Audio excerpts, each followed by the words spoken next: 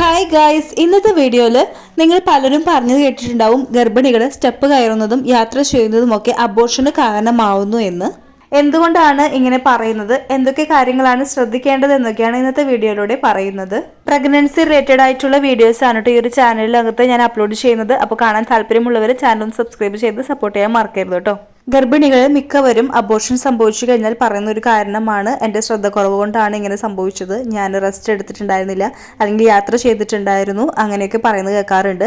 അല്ലെങ്കിൽ നിങ്ങൾ തന്നെ പലരുടെയും കുത്തുവാക്കുകൾ കേട്ടിട്ടുണ്ടാവും, നിന്റെ ശ്രദ്ധക്കുറവ് കൊണ്ടാണ് ഇങ്ങനെ സംഭവിച്ചതെന്നൊക്കെ. ഗർഭിണിയായി കഴിഞ്ഞാൽ പലരുടെയും തെറ്റിദ്ധാരണയാണ് ഫുൾ ടൈം റെസ്റ്റ് എടുക്കണം എന്നുള്ളത്. ഗർഭിണിയായവരുടെ മനസ്സിലുള്ള ഒരു സംശയമാണ് ഇതുപോലെ യാത്ര ചെയ്യുന്നതും സ്റ്റെപ്പ് കയറുന്നതുമൊക്കെ അബോർഷൻ സംഭവിക്കുമോ എന്നുള്ളൊരു സംശയം.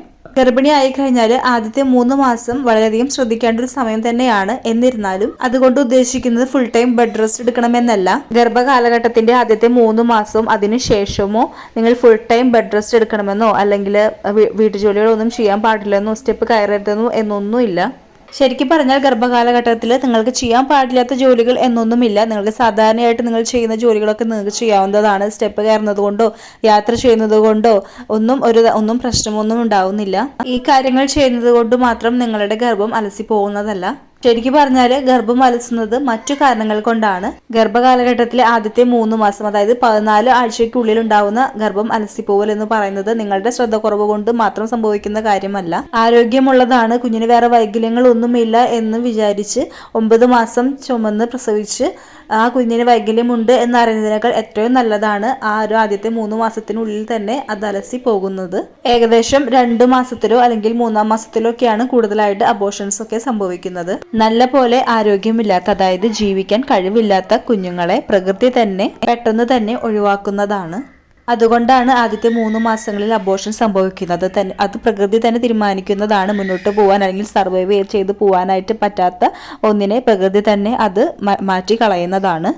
അല്ലാണ്ട് നമ്മുടെ ശ്രദ്ധ കുറവ് കൊണ്ടോ അല്ലെങ്കിൽ നമ്മൾ യാത്ര ചെയ്തത് കൊണ്ടോ ഒന്നും തന്നെയല്ല അങ്ങനെ സംഭവിക്കുന്നത്. കുഞ്ഞിന് എന്തെങ്കിലും ജനിതക വൈകല്യം ഉള്ളത് കൊണ്ടാണ് ആദ്യത്തെ 3 മാസത്തിനുള്ളിൽ ഗർഭം അലസി പോകുന്നത്. 50% കേസുകളും ക്രോമസോം അബ്നോർമാലിറ്റീസ് കൊണ്ടാണ് സംഭവിക്കുന്നത്. അതുപോലെ തന്നെ ചില ഹോർമോൺ പ്രശ്നങ്ങൾ കൊണ്ടും ഗർഭം അലസി പോകാനായിട്ട് സാധ്യതയുണ്ട് 14 ആഴ്ചയ്ക്കുള്ളിൽ തന്നെ.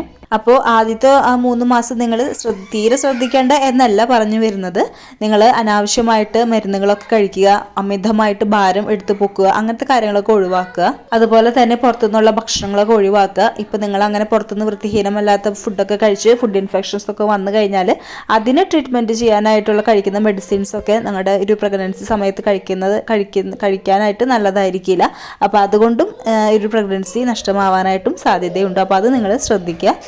ആദ്യത്തെ 3 മാസത്തിനുള്ളിൽ തന്നെ കുഞ്ഞിൻ്റെ അവയവങ്ങളൊക്കെ രൂപപ്പെട്ട് തുടങ്ങുന്ന സമയമാണ്. അപ്പം അതുകൊണ്ട് തന്നെ നിങ്ങൾ എടുക്കുന്ന മെഡിസിൻസ് ഒക്കെ ഡോക്ടറുടെ നിർദ്ദേശപ്രകാരം മാത്രം കഴിക്കാനായിട്ട് ശ്രദ്ധിക്കുക. പുറത്തുനിന്നുള്ള മെഡിസിൻസ് ഒന്നും ഡോക്ടറുടെ ഉപദേശമില്ലാതെ കഴിക്കാനായിട്ട് പാടുള്ളതല്ല. നല്ല ബാലൻസ്ഡ് ഡയറ്റ് മുന്നോട്ട് കൊണ്ടുപോകാനായിട്ട് ശ്രദ്ധിക്കുക. നന്നായിട്ട് വെള്ളം കുടിക്കുക. മിക്ക ഗർഭിണികൾക്കും തുടക്കത്തിൽ ഛർദിയൊക്കെ ഉള്ളത് കൊണ്ട് തന്നെ വെള്ളം കുടിക്കാനായാലും ഭക്ഷണം കഴിക്കാനൊക്കെ ബുദ്ധിമുട്ടുണ്ടാവും എന്നറിയാം. എന്നാലും നിങ്ങൾ വെള്ളം കുടിക്കാനായിട്ട് നിങ്ങൾക്ക് ഏതൊക്കെ രീതിയിലാണ്, ഇപ്പം സാധാ വെള്ളം കുടിക്കുന്നതിനേക്കാൾ ഉപരി നിങ്ങൾക്ക് നാളികേരം വെള്ളമോ അങ്ങനെ മറ്റെന്തെങ്കിലുമൊക്കെ ആയിട്ട് കുടിക്കാൻ പറ്റുന്നുണ്ടെങ്കിൽ അങ്ങനെയൊക്കെ കുടിക്കാനായിട്ടും ശ്രദ്ധിക്കുക. ഇപ്പോൾ നിങ്ങളുടെ ഡോക്ടർ നിങ്ങളുടെ പ്രഗ്നൻസിയിൽ എന്തെങ്കിലും പ്രശ്നമൊക്കെ കാണുന്നുണ്ടെങ്കിൽ, കോംപ്ലിക്കേഷൻസ് ഉണ്ടെന്നുണ്ടെങ്കിൽ ഡോക്ടർമാർ തന്നെ പറയുന്നതാണ് നിങ്ങളോട് റെസ്റ്റ് എടുക്കാനായിട്ട്. അങ്ങനെയുള്ളവർ റെസ്റ്റ് എടുക്കാനായിട്ട് പ്രത്യേകം ശ്രദ്ധിക്കുക. ഇപ്പോൾ നിങ്ങളുടെ മറുപിള്ള താഴെയാണ്, അങ്ങനെ ഒരു കണ്ടീഷൻ വരുമ്പോൾ നിങ്ങൾക്ക് ബ്ലീഡിങ്ങും കാര്യങ്ങളൊക്കെ വരാൻ സാധ്യതയുണ്ട്. അപ്പോൾ അങ്ങനെയുള്ളവർ എന്തായാലും തന്നെ റെസ്റ്റ് എടുക്കാനായിട്ട് ശ്രദ്ധിക്കുക. അതുപോലെ ഷോർട്ട് സർവീക്സ് ഉള്ളവർ, അതുപോലെ തന്നെ നിങ്ങൾക്ക് മുന്നത്തെ പ്രഗ്നൻസിയിൽ റിക്കറൻ്റ് ആയിട്ട് അബോർഷൻ സംഭവിച്ചിട്ടുണ്ടെങ്കിൽ അങ്ങനത്തെ കാര്യങ്ങളൊക്കെ വരുമ്പോൾ നിങ്ങൾ കുറച്ച് റെസ്റ്റ് എടുക്കേണ്ടത് നല്ലത് തന്നെയാണ്. ഡോക്ടർ പറഞ്ഞിട്ടുണ്ടെങ്കിൽ നോർമലായിട്ടുള്ള പ്രഗ്നൻസിയാണ് നിങ്ങൾക്കുള്ളതെങ്കിൽ പ്രത്യേകിച്ച് റെസ്റ്റും കാര്യങ്ങളുടെ ഒന്നും ആവശ്യം വരുന്നില്ല. ഹെവി ആയിട്ടുള്ള കാര്യങ്ങളൊന്നും ചെയ്യാതിരുന്നാൽ മാത്രം മതി. അതുപോലെ തന്നെ നിങ്ങൾക്ക് ഈ ഒരു ആദ്യത്തെ 3 മാസത്തിൽ ശക്തമായ വയറുവേദന, അതുപോലെ നടുവേദന, ഹെവി ആയിട്ടുള്ള ബ്ലീഡിങ് ഉണ്ട്, അങ്ങനെയൊക്കെ കാണുകയാണെങ്കിൽ നിങ്ങൾക്ക് അസാധാരണമായിട്ട് എന്തെങ്കിലും പ്രത്യേകത തോന്നുന്നുണ്ടെങ്കിൽ തന്നെ നിങ്ങൾ ഉടനെ ഡോക്ടറെ കാണിക്കേണ്ടത് വളരെ അത്യാവശ്യമാണ് കേട്ടോ. അതുപോലെ ചിലവർക്ക് മാത്രമാണ് ഇത്തരത്തിലുള്ള സിംറ്റംസ് ഒക്കെ കാണിക്കുക. ചിലവർക്ക് ഒരു സിംറ്റംസ് കാണിക്കാതെ തന്നെ നിങ്ങളുടെ ഈ ഒരു അബോർഷനായി പോകുന്നതായിട്ടും കാണാം. അത് ചിലപ്പോൾ സ്കാനിങ് ഒക്കെ ചെയ്യുമ്പോഴാണ് നമുക്ക് മനസ്സിലാവുക.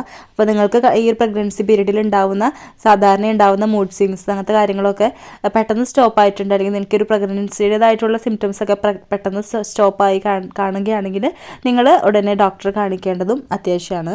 ഇപ്പോൾ ഈ ഒരു പ്രഗ്നൻസിയിൽ ഉണ്ടാവുന്ന എല്ലാ തരത്തിലുള്ള ചെറിയ സ്പോട്ടിങ് പോലെയോ അല്ലെങ്കിൽ ചെറിയൊരു ബ്ലീഡിംഗ് ഒക്കെ കണ്ടു കഴിഞ്ഞാൽ അത് അബോർഷൻ ആവും എന്നുള്ള സംഭവത്തിലേക്ക് വരാൻ നിൽക്കണ്ട. അത് മിക്കവർക്കും ചില സമയത്ത് ഉണ്ടാവുന്നതാണ്. എന്നിരുന്നാൽ കൂടിയും നിങ്ങൾക്ക് ആ സ്പോട്ടിംഗ് ഒക്കെ കാണുകയാണെങ്കിൽ നിങ്ങൾ ഡോക്ടറെ അറിയിക്കേണ്ടതാണ്. ചിലപ്പോൾ ഭാവിയിൽ അത് വലിയ കോംപ്ലിക്കേഷൻസ് ഇല്ലാതിരിക്കാനായിട്ട് നിങ്ങളിത് ഡോക്ടറോട് പറയേണ്ടതും വളരെ അത്യാവശ്യമാണ്. നോർമലായ പ്രഗ്നൻസിയാണ് നിങ്ങൾക്കുള്ളതെങ്കിൽ വേറെ പ്രശ്നങ്ങളൊന്നും ഇല്ല എന്ന് ഡോക്ടർ പറഞ്ഞിട്ടുണ്ടെങ്കിൽ നിങ്ങൾക്കത് സാധാ നിങ്ങൾ ചെയ്യുന്ന കാര്യങ്ങളെല്ലാം തന്നെ നിങ്ങൾക്ക് ചെയ്യാവുന്നതാണ്. അപ്പോൾ ഈ ഒരു വീഡിയോ ഞാൻ അവസാനിപ്പിക്കുകയാണ്. യൂസ്ഫുൾ ആയിട്ടുണ്ടെങ്കിൽ ലൈക്ക് ചെയ്യാനും സബ്സ്ക്രൈബ് ചെയ്യാതെ കാണുന്നവരാണെങ്കിൽ ദയവായി സബ്സ്ക്രൈബ് ചെയ്ത് സപ്പോർട്ട് ചെയ്യാനും മറക്കരുത് കേട്ടോ. അപ്പോൾ നമുക്ക് അടുത്ത വീഡിയോയിൽ കാണാം. Thanks for watching.